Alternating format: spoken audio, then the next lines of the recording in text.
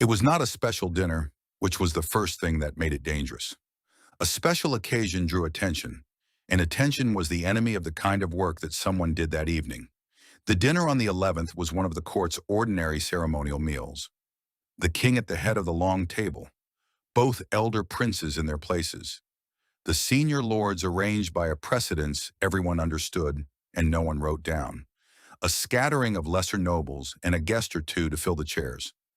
Julien attended because the cover required it. A prince who suddenly stopped appearing at the regular dinners was a prince doing something with his evenings, and he had spent 2 months teaching the court that his evenings were spent on nothing at all. He sat where he always sat, at the cold end of the table, in the seat that the architecture of the meal reserved for the family member no one needed to impress. The wine was poured by a servant he did not know. He noted it without alarm because noting was not the same as alarm, and a man who treated every irregularity as a threat exhausted himself before the real threat arrived. Servants changed.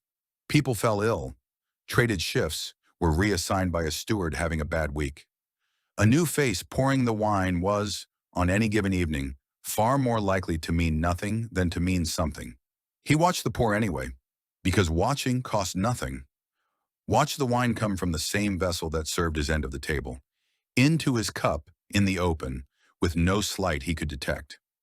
The pour was clean. He satisfied himself of that much and took the cup. He did not drink from it. This was not a decision he made. It was older than decision, worn into him over a career until it sat below the level where choices happened. In any room where something might be different, you did not put the first thing to your lips until you had given the room time to show you what it was. You waited. You used the waiting. He let the dinner build around him, and he asked Roderick a question about the condition of the pass road that Roderick answered at gratifying length. And he watched the table the way he watched everything. And only after the cup had sat a while did he drink, because by then nothing about the room had told him not to. The wine was unremarkable. He drank perhaps half the first cup over the meal's first course, the way a man drank who was not interested in the wine, and the new servant refilled it, and he drank some of that too. It was on the third cup that the evening changed, and it changed at the level of small things, which was the only level at which this kind of evening ever changed. He raised the third cup and did not drink, because something about it was wrong, and it took him a moment lifted out of the conversation to find what. It was the color. Not dramatically. Nothing about this was dramatic. That was the craft of it. But the wine at the bottom of the cup carried a faint wrongness in its hue, a thickness to the color that the first cup had not had, the look of a liquid in which something was very slightly present that should not have been. He had seen it before, in another life, in cups he had been more certain about than this one. It was the look of a thing that had been calibrated with great care to look right and had, in the last small margin, not quite managed it. And it was deepest now, in the third cup, because whatever it was had settled and concentrated as the vessel emptied, so that the early cups had carried it lightest, and the later ones would carry it most. He had drunk the first two. He registered that fact the way he registered everything, which was flatly, completely, and without letting it reach his face or his hands, because his face and his hands were at this moment the most important instruments he owned. He lowered the cup. He reached for the bread with the same motion, an unhurried man wanting something to go with his wine. And in the reaching, the cup went down among the dishes and was not lifted again. And the gesture covered its setting aside so completely that a watcher would have seen only a prince losing interest in his drink, which was a thing this prince did at most meals. He did not drink the third cup. It was already, he understood with the cold clarity that arrived in these moments and that he had long since stopped being grateful for, somewhat late to matter. The dose was low. That was the design, low and slow, nothing that would drop a man at the table and turn a dinner into a scene. Something built to work over hours, quietly in a body already known to be frail, so that what it did would wear the face of what that body did anyway. He had taken 2 cups of it. He would feel it before the night was out. He stayed at the table the precise, correct length of time, and then he began the small performance of a man growing tired. He excused himself before the dessert course, which surprised no one. The eccentric prince, finding the long ceremony of a formal dinner more than his constitution wished to bear, was not an event. It was a habit, filed under his name like everything else, and the table let him go with the mild, settled-in attention of people watching the predictable. He made his courtesies to the king, who acknowledged him with a glance that lasted a half-beat longer than the others, and that Julien did not have the attention to spare for tonight. He left the hall at the pace of a tired man. In the corridor, out of sight, the pace changed. He could feel it now, the thing the cups had carried, beginning its work. It was not pain, and it was not yet weakness. It was a specific warmth, chemical and wrong, spreading outward from the center of his chest with a quality that had nothing to do with the warmth of wine, a heat that announced itself as not belonging to the body it was in. He knew the feeling. He had felt versions of it before, on the giving and the receiving end, and the knowledge was the only advantage he had, and he spent it immediately on arithmetic.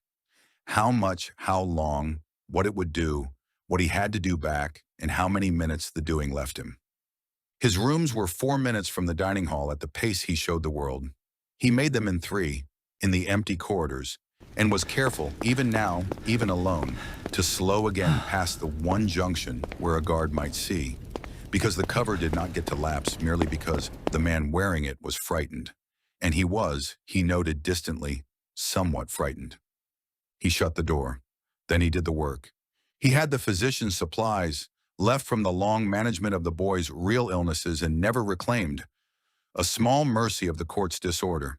He had a cold basin and the water to fill it. He had his own knowledge of what he was likely working against, which was not complete, but was enough to choose between doing the wrong thing and doing the few right ones. And he had time, barely, because the dose had been low and slow. And the very thing that made it deniable also made it survivable. If the man it was in knew what to do in the next hour, and did it without hesitation and without error. He did it without hesitation. He permitted himself no error. It was unglamorous and private, and physically wretched in ways he did not afterward dwell on. And by something past midnight, he had done what could be done, and knew with as much certainty as the situation allowed, that he had reached the acute danger in time. He was not well. He would not be well for the better part of a day. The warmth had become a deep, wrung-out sickness that would have to burn through on its own now that he had blunted its edge. But he was not going to die of it. That was not a sentence he got to say to himself often, and he was careful not to say it lightly. He sat down then, on the floor with his back against the bed frame, and for 5 minutes he did nothing at all. This was not nothing. He knew it was not nothing even as he did it. He had spent a career learning the difference between rest and the thing that looked like rest and was actually a man's mind catching up to a fact his discipline had run ahead of. Someone had tried to kill him tonight, not the boy whose body this was. Him, the thing inside it, the operator, the third son who collected moss and mapped passages and had been, until tonight, the only person at that table who knew the table was aboard. He had been close, closer than the surface calm had let him feel while there was work to do.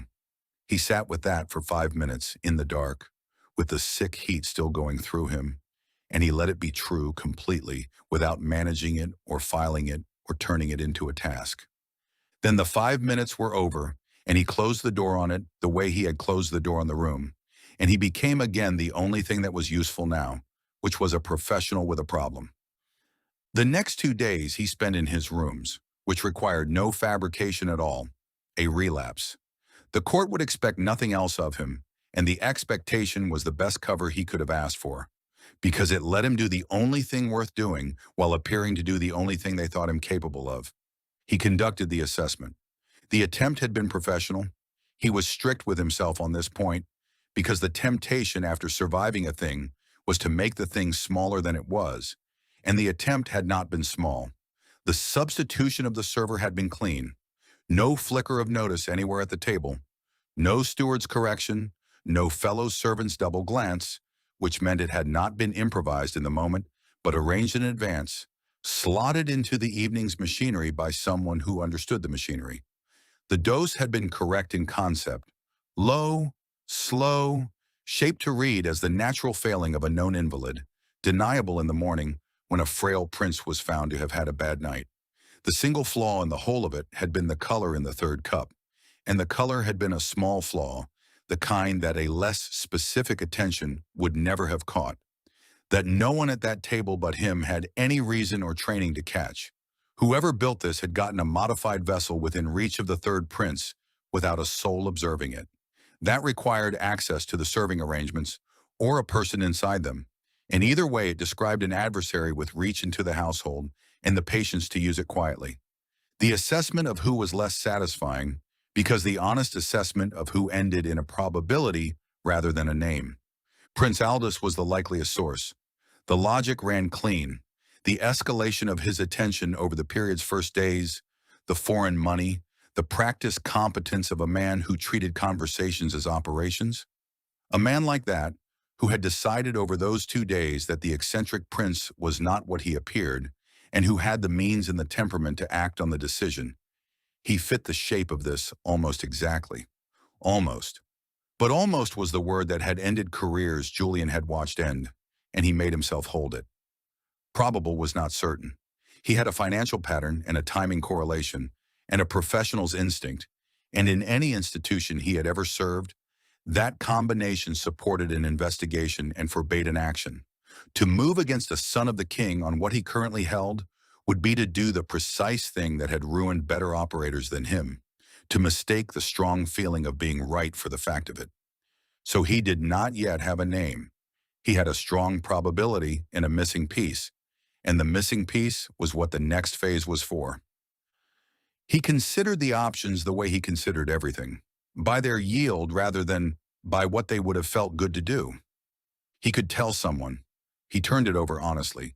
He could go to the king, and to go to the king he would have to explain how a convalescent prince had come to identify his own brother as the likely hand behind a poisoning, which meant explaining the records he had read and the questions he had asked and the network that had answered them, which meant burning in a single conversation the entire instrument he had spent 2 months building to purchase an accusation he could not even prove. The king might believe him. The king might not. Either way, the cover would be gone, the network exposed, Aldous warned, and the one true advantage Julien held dissolved in exchange for nothing he could bank. Telling was expensive and bought little. He set it aside. He could tell no one. This kept the network whole and the cover intact and the advantage in his own hand, at the cost of living inside the exposure, of going on in a court that contained, somewhere in it, a person who had tried to end him and would, when they learned they had not, try again.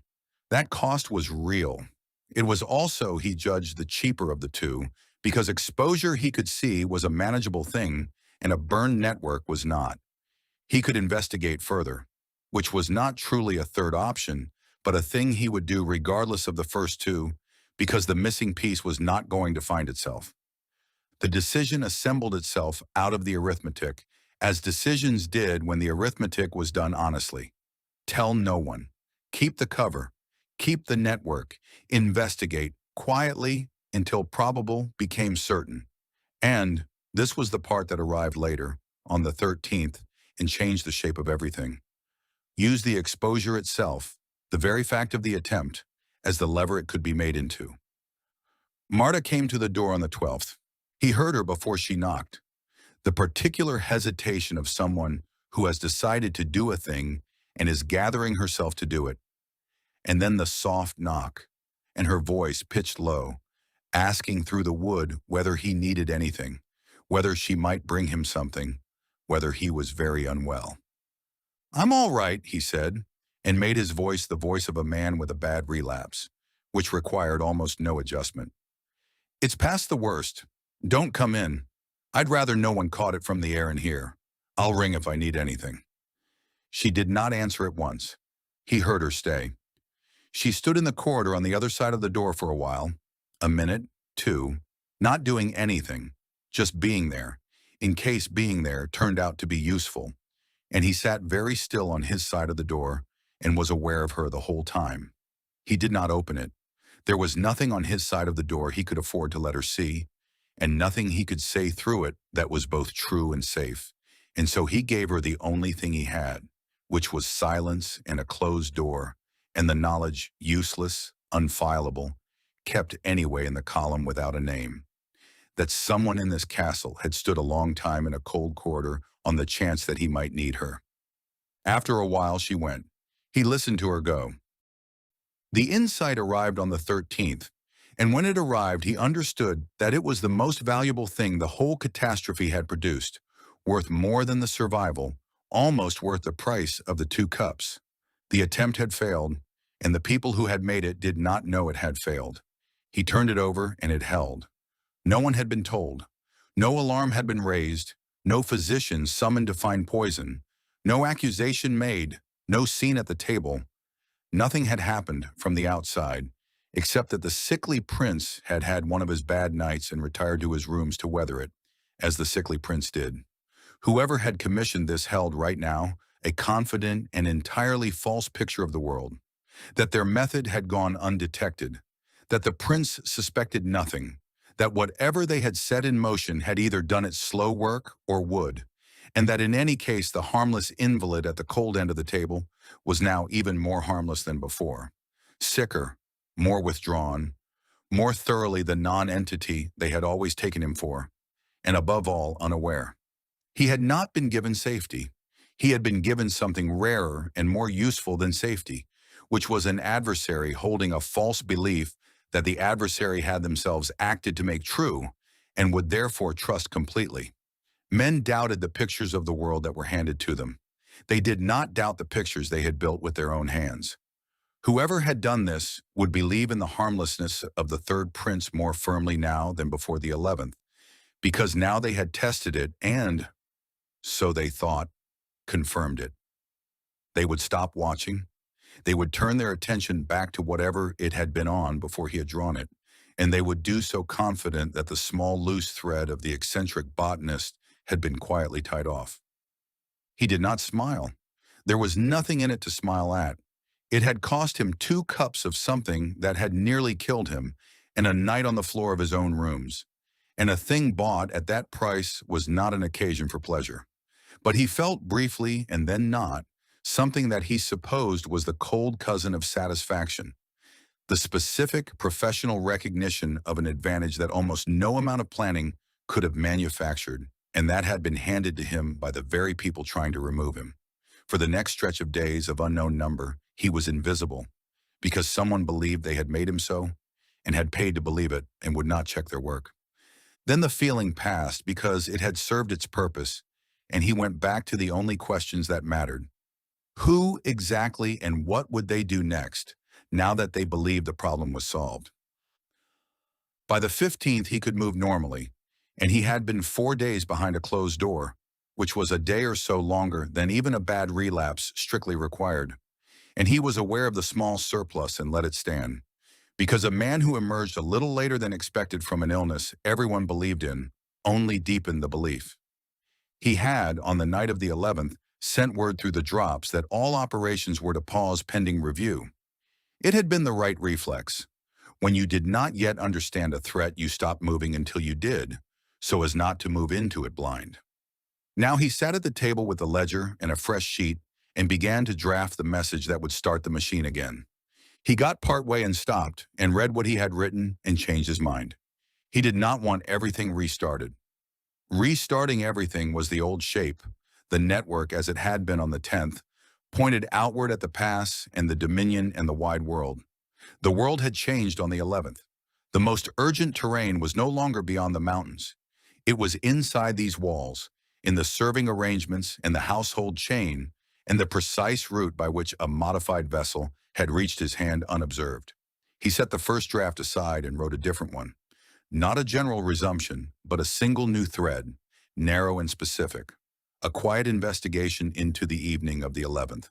The substitute server, the source of the wine, the access that had made it possible, run carefully by the people best placed to ask without seeming to, and routed only to him. He sealed it. Then he called Marta, who came quickly enough that he suspected she had not been far, and he gave her the small folded thing and asked her to take it down to the kitchen, where a particular undercook would, in the ordinary course of the day, see it carried to the next hand in a chain she did not know existed. Marta took it as the harmless errand it appeared to be. A note about provisions, a convalescent's small request. and was visibly glad to be asked for something, glad to see him up and asking, and he let her be glad, because it was true that he was better, and there was no reason she should not have the comfort of it. When she had gone, he dressed slowly for a short walk in the castle garden. He would be seen. That was the point. He would move among the bare spring beds at the pace of a man lately and seriously ill, and pause to examine the new growth with the mild absorbed attention that everyone in this court had learned to expect of him, and he would let the whole of Stonewatch observe that the third prince had had another of his turns, and come, as he always did, frailly through it. He would appear for the next 10 days and as long after as he could manage to be exactly what they had all believed him to be before the 11th. He was not that thing. He had never been that thing. But he was further from it now than he had ever been, because before the 11th, he had been a patient man building a position in the dark, and now he was a patient man building a position in the dark who knew, to a near certainty, that he had an enemy with reach and money and a foreign master, and the particular fatal confidence of someone who believes he has already won. He went down to the garden and walked slowly and looked harmless and was not. The hardest performance was the one that asked for nothing dramatic, and the days after the 11th asked for nothing dramatic at all. They asked only that he appear unchanged, which was a far more demanding thing than appearing wounded, because a wound could be played and unchanged had to simply be. He went into the garden on the afternoon of the 15th, visibly and a little pale, and he carried the specimen satchel he had no intention of filling, and he moved through the bare spring beds with the careful deliberateness of a man technically recovered, and not yet at his full strength.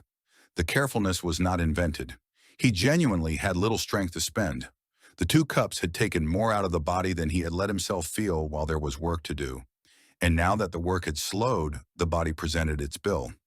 He paid it in public, which was the efficient thing, to let the real depletion do the work of the performance, so that the performance cost him nothing extra and could not be caught because it was not a performance at all, but a true thing selected and displayed. Roderick passed him on a training circuit, mounted, flushed with exercise and the simple pleasure of his own vigor, and observed that fresh air was good for what ailed a man. Julien agreed that it was. Roderick rode on, satisfied to have dispensed wisdom to a brother who needed it, and did not look back, and would have been astonished to learn that the brother he had just pitied was, at that moment, counting. Julien was watching the servants. The dining hall serving staff had resumed its normal rotation 2 days past, and the rotation was a pattern, and a pattern could be read. Somewhere in it was the seam he was looking for. The point on the evening of the 11th, where a known face had been swapped for an unknown one, cleanly enough that no one at the table had caught it. He needed to know which a staff member had been displaced, and by whom, and whether the replacement was still in the household or had melted away the moment the work was done. He watched the courtyard traffic from the corner of an eye that appeared occupied with the new growth on a trellis, and he built slowly the ordinary shape of the staff's comings and goings, because you could not see the anomaly until you knew the ordinary cold, and he did not yet know it well enough. He found nothing conclusive that afternoon. He had not expected to. He was not ready to do anything with what he found in any case. He had no move to make, no person to confront, no evidence that would survive a second glance. He was collecting. The collecting was the whole of the work right now, and a man who could not tell the difference between collecting and acting was a man who acted too soon, which was the only error in this profession that could not be recovered from, because you only got to make it once. He went in before the light failed. He had been seen. That was the day's accomplishment, and it was enough.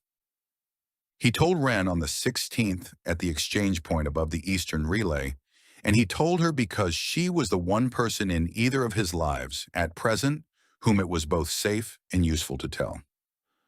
The drop was a routine thing, an operational update, the network's ordinary pulse, and he let the routine part happen first, and then, in the flat reporting register he used for facts rather than feelings, he gave her the rest. That there had been an attempt on the prince's life 5 days ago, that the prince was alive, that the prince intended to tell no one in the official court, and to let the people who had made the attempt go on believing it had done its work, and to use that belief as the cover under which he found out who they were. She was quiet for a moment. Her first words were not about the attempt at all. How did you know? It was, he thought, the exactly correct question, and the fact that it was the one she reached for first told him more about her than another hour of conversation would have. She had not asked who, or whether he was certain, or what she was meant to do about it. She had asked the question that a person asked when they were trying to understand the man in front of them, rather than the event. How does someone catch a thing like that? In a cup, at a dinner before it kills him? The wine, he said. There was something wrong with the color in the third cup. Small. I'd seen it before. He let that sit and then gave her the true shape of it, because she would hear an evasion, and he did not want to spend an evasion on her.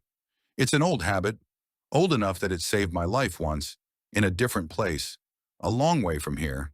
The habit was already running before I knew there was a reason for it. That's the only thing that makes a habit worth having, that it works before you've decided it should. She considered this. So you've been in situations like this before? It was not a question.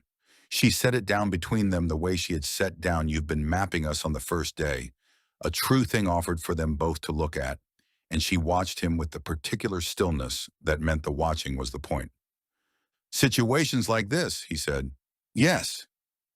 He did not elaborate. There was a great deal he could have said, and none of it was both safe and necessary. And he had learned long ago that the urge to be understood was the most expensive urge an operator carried, and he had paid that bill enough times to have stopped indulging it. He gave her the partial answer and let it be the whole one, and she let it. That was the thing about her that he kept noticing and kept filing, because it kept being useful. She knew when a partial answer was the entire answer she was going to get, and she adjusted to it without visible cost, without the small wounded pause that most people produced when a door closed in front of them. She had her own doors. She respected the architecture. Then she argued with him, which was the other thing about her, and the better one. You shouldn't sit on it, she said. I'll tell you why, and you can tell me where I'm wrong. Go on. There's someone inside that court who tried to kill you and doesn't know they failed. You're treating that as an advantage. It's also a man who'll try again the moment he learns he has to, and you won't get the color wrong twice. Next time he'll fix the color. So your whole plan rests on him keeping his wrong picture of the world long enough for you to finish. And keeping track of whether he still believes it takes watching. Watching him, watching the household, watching for the moment the belief slips. And you don't have the people for that. The network isn't built to watch a target inside the castle around the clock. You're betting your life on a piece of monitoring you can't actually do. It was a good argument. It was, in fact, the precisely correct argument. The one weakness in the plan stated cleanly by someone who had run her own information network and knew exactly how the blind spots killed you. He did not reach for the reassuring answer. She would have heard a reassuring answer as a man declining to take her seriously, and taking her seriously was both right and the only way to keep her. You're not wrong about the monitoring, he said. It's the real whole. Here's why I'm living with it. Exposing the attempt doesn't make me safer. It makes me louder. The moment I say someone poisoned me, I'm in a court with no proof, accusing the heir, and the one advantage I actually hold, that I can ask quiet questions and get quiet answers, is gone, because everyone's watching everyone and no one says anything true for a month. I'd trade a real advantage for a feeling of having done something, and the attempt didn't tell me anything I didn't already suspect. I already knew something was wrong in that direction. The poison just confirmed it. So the investigation was always going to happen. The only question is whether I run it while the man thinks he's safe, or while he knows I'm hunting. The first is the cleanest room I'll ever get to work in. The second is the worst. I don't get a third. She turned it over. He watched her turn it over, looking for the place it failed, the way he had watched her do it with the compartmentalization rule. And he was as glad of it now as he had been then. And if the window closes, she said, and you haven't finished, then I deal with what I have. It was not a satisfying answer, and he did not dress it up to be one. There was no version of this that came with a guarantee. There was only the choice between a clean room with a timer he couldn't see and a loud room with no advantage at all. And he had made the choice, and the choice might not be enough, and he was not going to pretend otherwise to the one person who would know he was pretending. She looked at him for a long moment, longer than the conversation strictly required, and when she spoke it was not agreement and it was not objection. It was something more careful than either. "You are a very patient person," she said. It was not a compliment. He heard the thing underneath it, the small cold current of wariness, the awareness arriving in her that the patience she was looking at was not the patience of a young man learning to wait, but something older and more practiced, and therefore in a way she could not yet name, more unsettling. She was right to feel it. He did not correct the feeling. "Professional habit," he said. "You keep saying that. It keeps being true." She did not answer that. She finished the operational part of the exchange in her ordinary brisk way, and she went, first the way she always went, and he did not see which path she took after the first bend. And he stood a moment in the cold and registered that he had told someone, and that the someone had argued with him and made him sharper for it, and not been entirely reassured by the result, and that this was, on balance, exactly what he wanted from the only person he had let inside the thing. On the 18th, he tried to write down why, not for Wren, who had heard the tactical version and accepted the part of it she could accept, not for anyone, for himself in the ledger, in the private hand. The discipline of forcing a thing into words so that he could see whether it survived being looked at, because reasons that could not survive being written down were usually reasons he should not have been trusting. The first version was the easy one, and it was true, and he distrusted it slightly for being easy. It was the logic of his whole old profession, reduced to its bones. Information was a resource, and resources obeyed the same law, whatever their form. Spent, they were gone. You held a thing you knew, and you could lay it down now for whatever it bought you now, or you could keep it and wait for the hour when it bought you more. But every time you spent it, you also spent the thing that had been quietly attached to it the whole while it sat in your hand, which was the freedom to spend it later on something better. Optionality, he had called it, in the language of the back half of his old life. The whole craft, underneath the tradecraft and the meetings and the careful management of frightened people, was the management of optionality.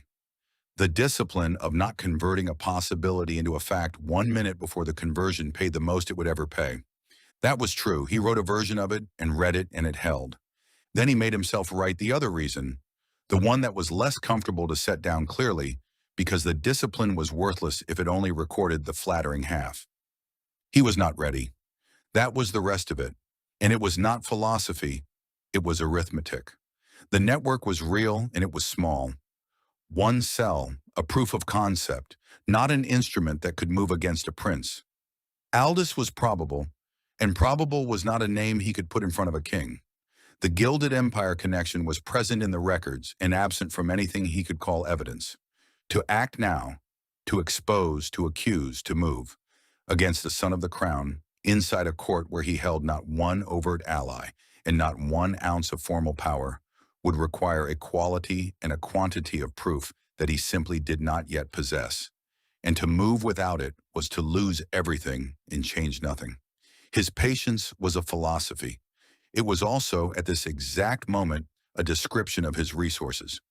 He did not have enough, and a man who dressed I cannot yet in the robes of I choose not to, was a man lying to himself in the one ledger where lying was fatal. The two reasons did not fight each other. That was the part worth noticing, and he noticed it. The principle was true and the limitation was true, and they pointed the same way. And a man was allowed to be both right on principle and constrained in fact, and to act on the place where the two agreed. What he was not allowed to do was forget that the second one was there, because the day the limitation eased, the day he did have enough, the principle would still counsel patience. And on that day, he would have to be honest about which voice was speaking, the strategist or the frightened man who had grown comfortable waiting. He wrote the thing down at last, the line the whole chapter of his thinking had been walking toward, in the compact private hand that no one else alive could read. Knowledge hoarded outlasts knowledge spent. The moment to act is not when you know enough to act. It is when you know enough that acting cannot fail. He read it back. He looked for the place it was wrong, because everything he believed he tested by trying to break it, and the things that did not break were the things he kept. He pushed at it. He thought of the cases where waiting had cost more than moving, the operations he had watched die of excessive caution, the men who had hoarded a thing so long that the hour to spend it passed and the knowledge rotted in their hands unused. The line survived even that because the line did not say wait forever. It said wait until acting cannot fail, and the man who waited past that point had stopped obeying the principle and started hiding behind it, which was a different failure with a different name. He decided it was true. He let it stand. He closed the ledger and set it in its place, and he sat for a moment in the particular silence of the room. 3 floors up in a stone fortress, in a mountain kingdom, in a century he had not been born into, and had no memory of arriving in, with the wind coming off the frost spine in the dark, and the lamp low, and no sound anywhere but the small settling of old stone. He took the stock he took because the discipline did not get an evening off merely because the day had been a quiet one. He had been alive in this body for nearly 80 days. He had one cell that worked. He had a principle he had tested against his own doubt and chosen to believe. He had an adversary who had reached for his life and come away convinced he had nothing more to fear from the harmless invalid at the cold end of the table. An adversary holding a confident, false, self-made picture of the world that he would not think to check. And he had a quality of patience that was not a young man's virtue, but an old man's instrument, the one thing he had carried whole across the gap between his lives, which had kept him alive before, in other rooms, in another country, under other names. It was not much, measured against what he intended to build, measured against where he had started, a borrowed body that could not sit up in a kingdom both its neighbors had already written off. It was a great deal more than nothing, and it was all pointed the same direction, and none of it was visible to anyone who might have moved to stop it. This, he decided, was a reasonable position from which to proceed. He blew out the lamp.